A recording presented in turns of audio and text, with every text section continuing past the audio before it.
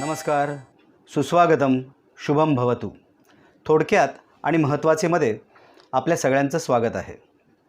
तृतीय वर्ष कला शाखेच्या साहित्य आणि समाज अर्थात अभ्यास पत्रिका क्रमांक 6 या विषयाचा आपण अभ्यास करीत होतो. या अभ्यासादरम्यान आपण समाज आणि साहित्य या संकल्पनेचा विचार केला. या संज्ञा, या संकल्पना यांच्या व्याख्या आणि यामध्ये येणारी संस्कृतीचे प्रकार या घटकांचा आपण विचार केला होता. आता यानंतर आपण पुढचा अभ्यासक्रम समजून घेणार आहोत. अभ्यासपत्रिका क्रमांक 6 ही प्रकल्प विषयाची अभ्यासपत्रिका आहे. त्यामुळे ही 100 गुणांची नसून ही 80 गुणांची आहे. 20 गुणांसाठी प्रकल्प आहे. त्यामुळे हा अभ्यास करत असताना आपल्याला याची जाणीव असावी लागते की ही अभ्यासपत्रिका ही दिसायला लहान असली तरीसुद्धा यामध्ये आपल्याला अभ्यास करत असताना प्रश्नपत्रिकेबरोबर प्रकल्प पुस्तिकांचाही अभ्यास करायचा आहे.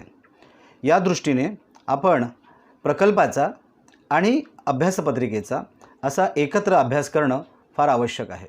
साहित्य आणि समाज या अभ्यासपत्रिकेमध्ये 2 साहित्यकृती आपल्याला अभ्यासायच्या आहेत.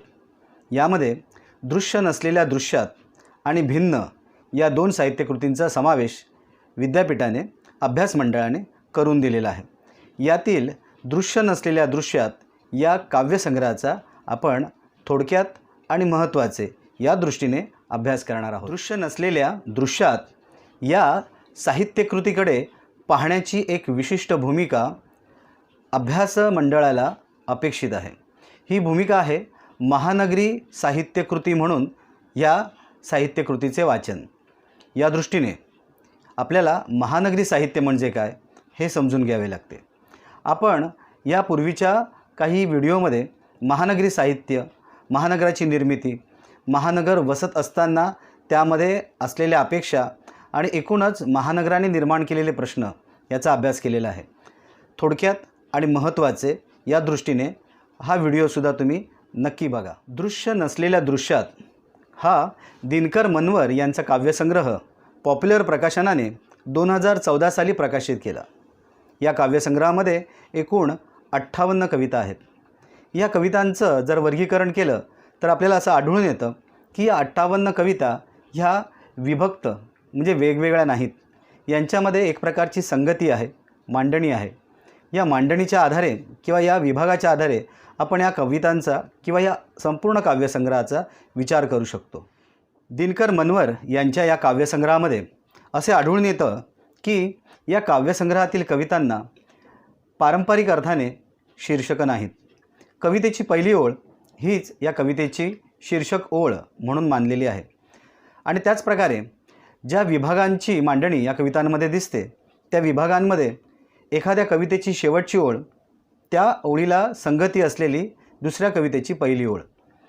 या दृष्टीने या कवितांचे विभाग पाडता येतात. दृश्य ह्या आशयाच्या 10 कविता सुरुवातीलाच या काव्यसंग्रहामध्ये आहेत.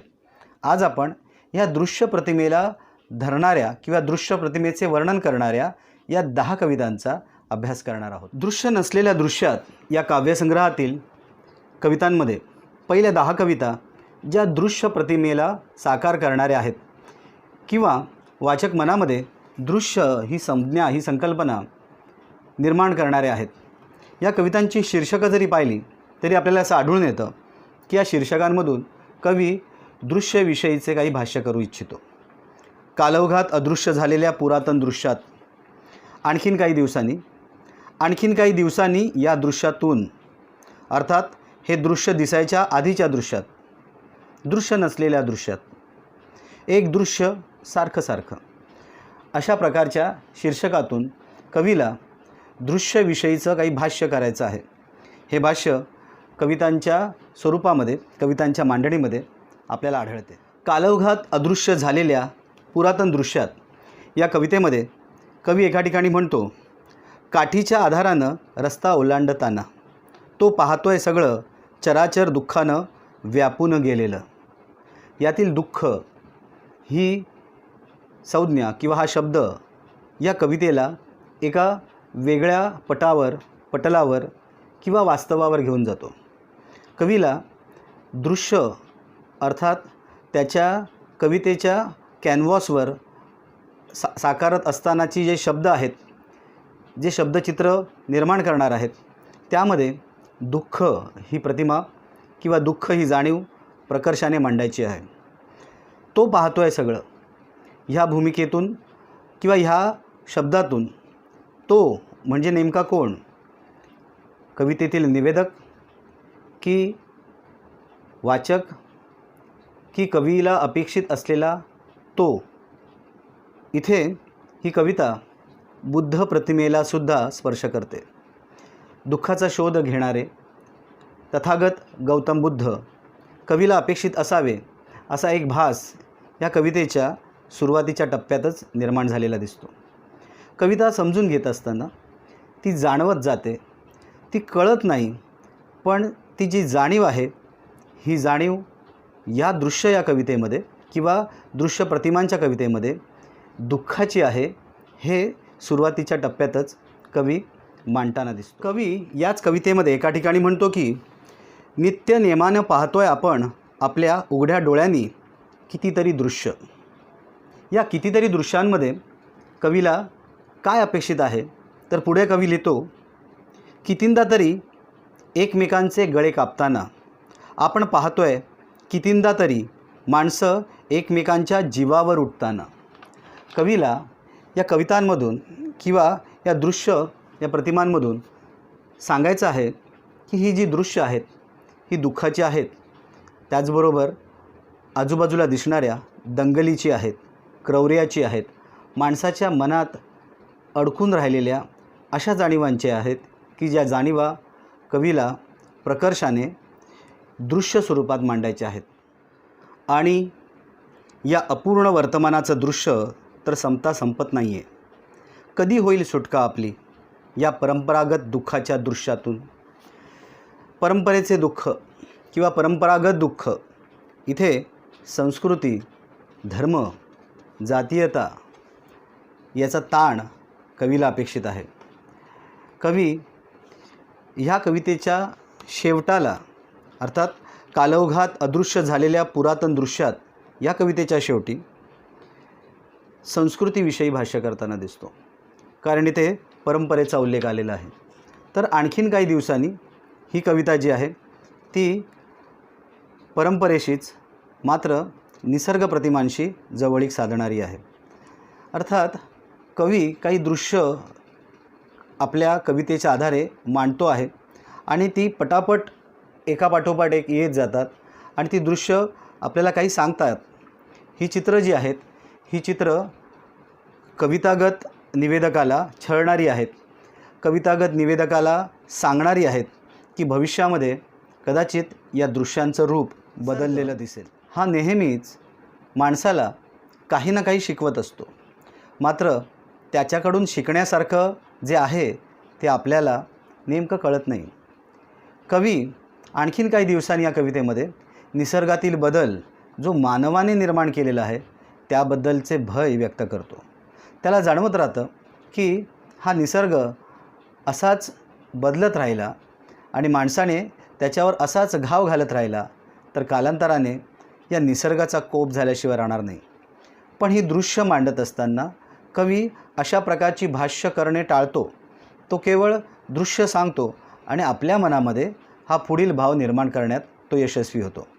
तो काय म्हणतो आहे, आणि आणखीन एका लहानशा मुलीला प्रत्यक्षात दाखवायची आहे नदी. त्या नदीच्या असण्याचं निव्वळ दृश्यच उरलेलं असेल नदीच्या जागेवर. खरंच नदी आहे तोपर्यंत आपण तिला पाहून घेऊ. कालांतराने या नद्यांचा नाश जो माणूस करतो आहे स्वतःच्या घरासाठी, स्वतःच्या अहमिकेसाठी किंवा कारखान्यांसाठी, नद्यांमध्ये दूषित पाणी सोडतो आहे, नद्यांचा नाश करतो आहे. कालांतराने नदी दाखवण्याची वेळ आली तर पुढच्या पिढ्यांसाठी केवळ ती दृश्यात राहिलेली असेल, असे कवीला या कवितेमध्ये म्हणायचे. दृश्य प्रतिमांचे वर्णन करत असताना कवी प्रतिभा आणि वास्तव याविषयी चिंतन करताना दिसतो. त्याला शब्दच सापडत नाहीत पहिल्या दृश्यात सहज परतून येण्यासाठी. शब्दच सापडत नाहीत ही कवीची धडपड त्याच्या प्रतिभाशक्तीविषयीचे किंवा त्याच्या काव्य जाणीवांविषयीचे वर्णन करताना दिसते. शब्द ही ताकद आहे कवीची, शब्द ही गरज आहे कवीची. या गरजेसाठी धडपडणारा कवी म्हणतो, कवीला अजूनही विश्वास आहे की शब्द मरणार नाहीत थंडीनं किंवा प्रखर उन्हानं. ते शाबूत राहतील झाडात, मातीत, पाण्यात, हवेत. आणि एवढं करूनही शब्द मेलेच तर ते तर असतीलच शाबूत त्याच्या हाडात सदैव. कवीला स्वतःचे अस्तित्व किंवा त्याच्यातल्या काव्य प्रतिभेचे अस्तित्व हे फार महत्त्वाचे वाटते. त्यामुळे त्याच्या भोवताली घडणाऱ्या दृश्यांना तो कवितेमध्ये बंदिस्त करायचा प्रयत्न करतो. किती चांगली गोष्ट आहे ही की या दृश्यात अजूनही कविता बाकी आहे. दृश्य ह्या प्रतिमांच्या कवितांमध्ये कवी प्रतिभाशक्ती, शब्दसौष्ठत्व, वास्तव, निसर्ग, उपेक्षित वंचित गटाचे दुःख, कल्पनाचित्र यावर भाष्य करताना दिसतो. एकूणच आपल्या अवतीभोवती असलेल्या दुःखाविषयी कवीने दृश्य प्रतिमांच्या कवितांमध्ये भाष्य केलेले आहे.